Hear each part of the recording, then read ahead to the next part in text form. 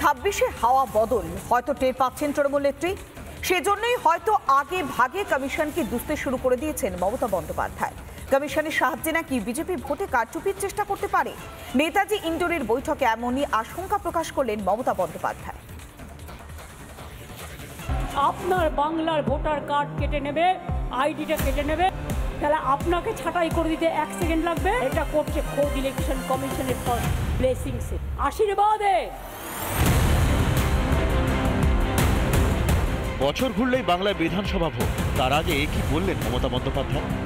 এতদিন হারলেই নন্দ ঘোষ হতো ইভিএম, আর এখন সরাসরি নির্বাচন কমিশনই কাঠ গড়ায়। তাহলে কি হারের আগেই হেরে ভূত তৃণমূল কংগ্রেস? হতাশায় এতটাই কাবু মমতা যে এখন গণতন্ত্রের স্তম্ভ অর্থাৎ নির্বাচন কমিশনকেও দোষারোপ করছেন। আরও একবার শুনুন নেতাজি ইন্ডোরের বৈঠকে ঠিক কি বললেন মুখ্যমন্ত্রী। দিল্লির ভোটার এসে বাংলায় ঢুকবে, হরিয়ানার ভোটার ঢুকবে, রাজস্থানের ভোটার ঢুকবে, আর ইলেকশন কমিশন ঘাড়ের ওপর অফিসার চাপিয়ে দেবে, নিজের ইচ্ছে মতো যা ইচ্ছে তাই করবে। মনে রাখবেন, আমরা 26 দিন অনশন করতে পারলে ইলেকশন কমিশনকেও গণতন্ত্র ফিরিয়ে দেওয়ার দাবিতে আমরা কিন্তু ওখানে ধর্ণা দিনের পর দিন দিতে পারি। ভোটার তালিকা তৈরির তদারকিতে থাকেন সব রাজনৈতিক দলের প্রতিনিধিরাই। তৃণমূলের সংগঠনের নজর এড়িয়ে ভোটার তালিকায় কারচুপি কি আদৌ সম্ভব? খেলা শেষ তৃণমূলের, এটা বুঝতে পেরেই দুষ চাপানোর খেলা শুরু তৃণমূলের, কটাক্ষ বিজেপি। আমি বলছি দেশের সার্বভৌমত্বটাকে এরা চ্যালেঞ্জ করছে, নির্বাচন কমিশনকে কালিমালিপ্ত করছে। উনি একমাত্র এত বড় নেত্রী, উনি তৃতীয় বিশ্বের, যে উনি এই ধরনের একটা অভিযোগ ধরে ফেলেছেন। তবে উনি বলেছেন 30 লাখ না কত ভোটার সব ওই গুজরাট হরিয়ানার ভোটার ঢুকিয়ে দেওয়া হচ্ছে। ও বুঝে গেছে ওর খেলা শেষ। মমতা বন্দ্যোপাধ্যায়ের হয়তো মনে আছে 2021-এ এই নির্বাচন কমিশনই ভোটের দায়িত্বে ছিল। একইভাবে 2016-তেও ছিল এই কমিশন। তখন তো কই কমিশনের বিরুদ্ধে একটি কথাও বলেননি মমতা। এখন হাওয়া ঘুরে গেছে বুঝেই কি এসব বলছেন মমতা? ছাপ্পা ভোট রিগিং এর পর এবার ভোটার তালিকাতেও কারচুপি করে 26 জয়ের পরিকল্পনা চলছে না তো? আর আগে থেকেই তার দায় নির্বাচন কমিশনের ঘাড়ে চাপানোর চেষ্টা চলছে না তো? রিপাবলিক বাংলা। তৃণমূলের আমলে বাংলায় ভোটার লিস্টে ব্যাপক ভুয়ো ভোটার। মুখ বাঁচাতে এবার বিজেপির ঘাড়ে দোষ চাপানোর চেষ্টা করছেন তৃণমূল নেত্রী। কারচুপি ধরা পড়তেই ভোটার অঙ্কে এবার হারবার ভয়। তাই ফের ভোটারদের এনআরসি জুজু দেখাচ্ছেন মমতা বন্দ্যোপাধ্যায়। অনুপ্রবেশের দাঁড়ি পড়লে ভোট ব্যাংকে টান পড়ার আশঙ্কা তৃণমূল সুপ্রিমোর। একই এপিক নাম্বারে বাংলার ভোটারের যেখানে নাম আছে সেখানে হরিয়ানা, পাঞ্জাব, রাজস্থান, বিহার সব নাম ঢুকিয়েছে, রেলে করে নিয়ে আসবে। বাংলায় ভোটার তালিকায় ব্যাপক কারচুপি, অনুপ্রবেশকারী থেকে জঙ্গিদের নামও উঠে গিয়েছে ভোটার তালিকায়।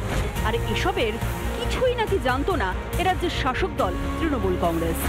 ভোটার তালিকায় কারচুপির দায়ও কেন্দ্রের বিজেপি সরকারের ঘাড়েই চাপালেন মুখ্যমন্ত্রী মমতা বন্দ্যোপাধ্যায়। ফের একবার এনআরসি নিয়ে ভোটারদের ভয়ও দেখালেন তৃণমূল নেত্রী। আপনারা আপনাদের ভোটার লিস্টটা দেখে নিন প্লিজ, দয়া করে। তা নাহলে যে কোনো দিন এনআরসির নাম করে আপনাদের কিন্তু নামটা ছল চাতুরি করে কেটে দেবে।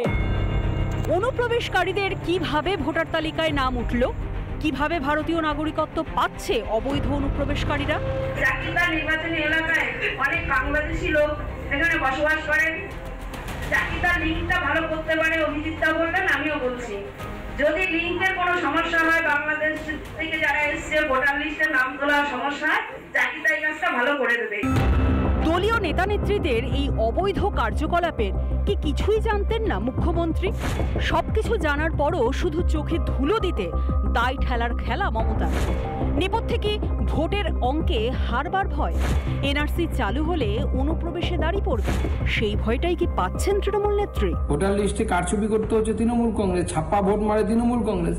এখন সেই তৃণমূল কংগ্রেস অন্যের উপর দোষ দিচ্ছে যে বিজেপি নাকি ইয়ে করে, অর্থাৎ ফেক ভোটিং করায়। এই অপরাধের দায়িত্ব আপনাকে নিতে হবে, আপনাকে নিতে হবে। কবে থেকে আমরা বলছি, গত 5-7-10 বছর ধরে তালিকা দিয়ে দিয়ে বলছি, প্রতিটি বুথে কম বেশি 30, 40, 50 জন মৃত মানুষের নাম। কেন? 26-এর দেয়াল লেখনটা কি এখন থেকেই পড়ে ফেলেছেন মমতা? তাই এখন থেকেই এনআরসি নিয়ে মগজ ধোলাইয়ের কাজ শুরু করে দিলেন তৃণমূল নেত্রী। অনুপ্রবেশ বন্ধ হলে বাংলায় ক্ষমতা ধরে রাখাটা সমস্যার হবে তৃণমূলের, সেটা বুঝতে পেরেছেন মমতা ব্যানার্জি। রিপাবলিক বাংলা। নানা ধরনের কন্টেন্ট দেখার জন্য লাইক করুন, শেয়ার করুন আমাদের ফেসবুক পেজ, সাবস্ক্রাইব করুন আমাদের ইউটিউব চ্যানেল। পাশাপাশি অন্যান্য ব্রেকিং নিউজের জন্য অবশ্যই চোখ রাখুন রিপাবলিক বাংলায়।